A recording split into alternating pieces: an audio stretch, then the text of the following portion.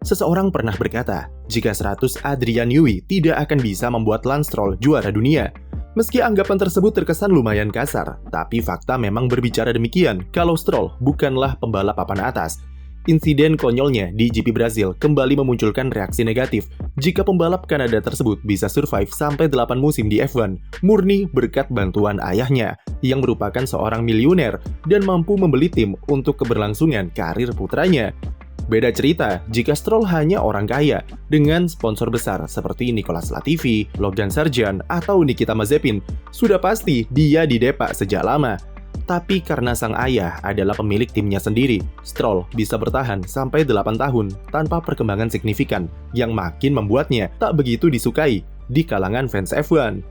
Ada perbedaan pandangan yang terjadi dalam memahami kasus Stroll ini. Tindakan Lawrence Stroll sebagai pemilik Aston Martin tidaklah salah karena itu adalah haknya sebagai pemegang modal. Dan jika kita kembali lagi ke musim 2018, dia telah menyelamatkan ratusan orang dari PHK karena Force India yang bangkrut. Dia juga sudah membawa tim tersebut ke level yang lebih tinggi dengan bertransformasi menjadi brand Aston Martin yang legendaris dan membangun dinastinya sendiri dengan berbagai investasi berupa fasilitas baru serta mendatangkan engineer-engineer kelas kakap. Apa yang Lawrence Stroll lakukan jelas sangat berkontribusi bagi tim serta F1 itu sendiri dengan Aston Martin yang memiliki target yang jelas untuk menjadi tim besar di masa depan. Tapi di sisi lain, mempertahankan putranya sendiri di tim merupakan bayaran yang harus diperoleh atas kerja kerasnya tersebut. Dan memang mau tidak mau harus diterima, meskipun sungguh pahit melihat pembalap yang 8 tahun, skillnya tidak kemana-mana, kok masih bisa balapan di F1. Mau bagaimanapun, keputusan Stroll tidak ada yang melarang, dan tentu sudah sewajarnya sebagai ayah ingin melihat putranya tetap bisa melanjutkan mimpinya sebagai pembalap di F1. Namun dari sisi performa dan meritokrasi, kami sudah mention sejak tahun lalu, jika satu kesalahan dari semua keputusan Lawrence Stroll di Aston Martin adalah dia tetap ngotot untuk mempertahankan karir sang anak di tim. Salah satu dampak negatifnya adalah Stroll bisa mengulangi kesalahan-kesalahan yang sama, tanpa perlu memikirkan konsekuensi dari kesalahannya tersebut, baik ke dirinya sendiri atau tim. GP Brazil kemarin hanya contoh kecil dari seberapa kacaunya Lance Stroll, dan kembali membuktikan kalau pembalap 26 tahun ini memang skillnya mentok segitu-segitu saja. Padahal kondisi hujan di kualifikasi dan balapan seharusnya jadi momen terbaik baginya untuk bisa menampilkan performa seperti GP Turki 2020 ketika dia meraih pole position satu-satunya. Stroll sendiri sudah bisa masuk ke sesi Q3 di kualifikasi, tapi sayangnya ia malah melintir di tikungan ketiga dan beruntung masih bisa start di 10 besar karena tim bisa perbaiki mobilnya. Tapi kerja keras kru Aston Martin jadi sia-sia karena dia kembali melintir saat formation lap dan lakukan kesalahan konyol dengan memutar mobilnya ke arah gravel yang membuatnya terjebak di sana. Jika dilihat dari cara ia melintir saat formation lap, memang terlihat seperti ada masalah di bagian rim karena ban belakang Stroll terlihat terkunci atau rear locking. Aston Martin sendiri memberi konfirmasi jika ada masalah keseimbangan yang diakibatkan oleh pergantian spesifikasi floor. Kekonyolan Stroll adalah dengan memutar mobilnya ke arah gravel, menunjukkan kalau dia cukup tertekan di dalam kokpit dan tidak mampu berpikir jernih, karena harusnya dia bisa belok ke kanan untuk kembali ke track atau memanfaatkan escape route yang memang sudah disediakan. GP Brazil seharusnya jadi balapan di mana Stroll buka puasa raihan poin yang terakhir kali ia dapat pada GP Hongaria, tapi semua jadi buyar karena insiden tersebut. Dia sekarang harus rela digusur oleh Yuki Tsunoda dan Pierre Gasly dengan turun ke posisi ke-13 klasemen dengan koleksi 24 poin saja. Jarak poinnya dengan Alonso masih terlampau cukup jauh, yaitu nyaris 3 kali lipat, dan pembalap Spanyol tersebut masih dipaksa untuk menggendong performa Aston Martin sendirian di 10 besar. Pantas saja, punggungnya kemarin sampai encok di GP Brazil. Alonso sudah dipaksa menggendong Aston Martin sejak ia pertama kali sepakat untuk bergabung tahun lalu.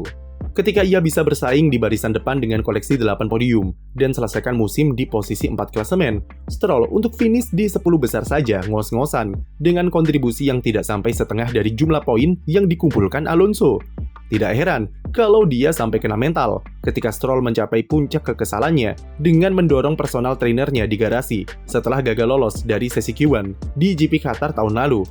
Tentu banyak alasan yang bisa menjelaskan kenapa Stroll tidak bisa tampil konsisten, yaitu salah satunya adalah performa Aston Martin yang menurun drastis ketimbang musim 2023.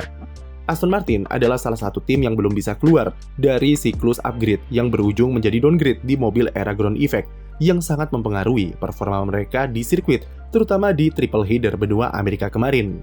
Padahal 1 tahun yang lalu Fernando Alonso mampu finish di podium ketiga, yang menjadi penanda positif jika Aston Martin telah menemukan solusi dari problem di mobilnya.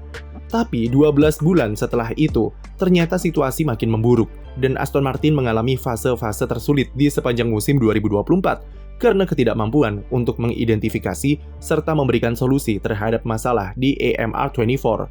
Alonso bahkan berkelakar, andai saja hujan tidak mengguyur di GP Brazil, maka Aston Martin adalah mobil tercepat ke-10 sepanjang akhir pekan, yang mana itu cukup terbukti dari data yang kami punya.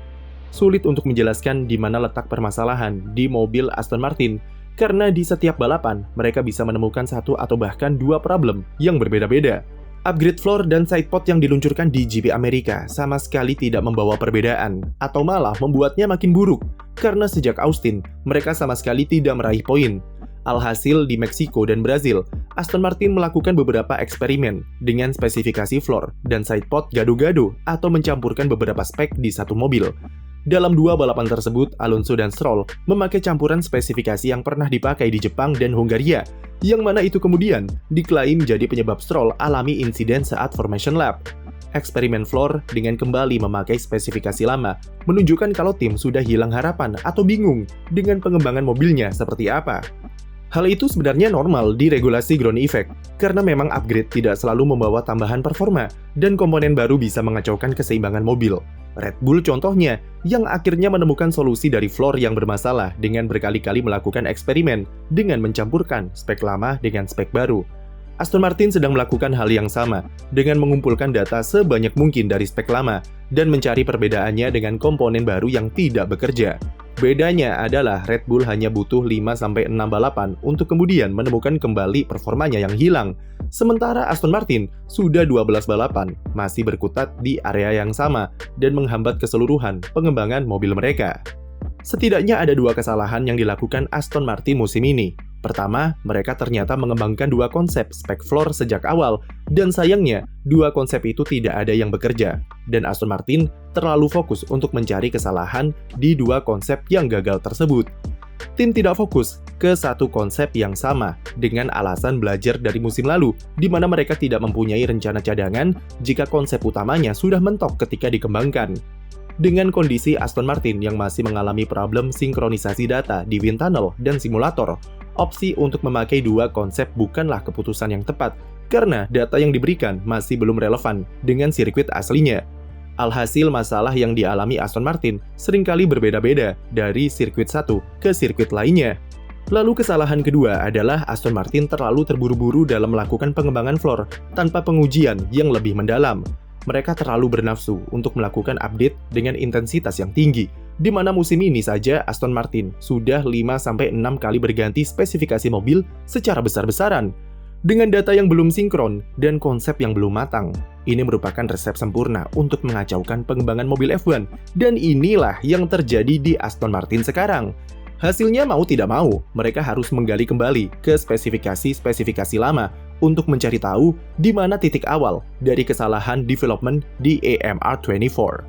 Dengan mobil sekacau itu, lagi-lagi Aston Martin harus berterima kasih kepada Fernando Alonso yang berkali-kali masih mampu tampilkan performa berkelas dengan tampil 14 kali di sesi Q3.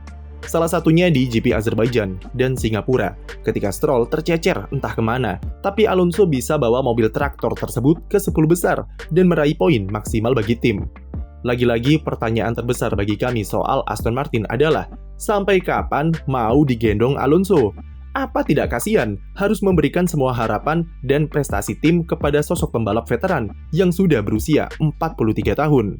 Memang dia masih salah satu pembalap terbaik di grid saat ini, tapi Alonso juga tidak akan bertahan lama, dan jelas jika Stroll tidak bisa diandalkan untuk bersaing di baris depan.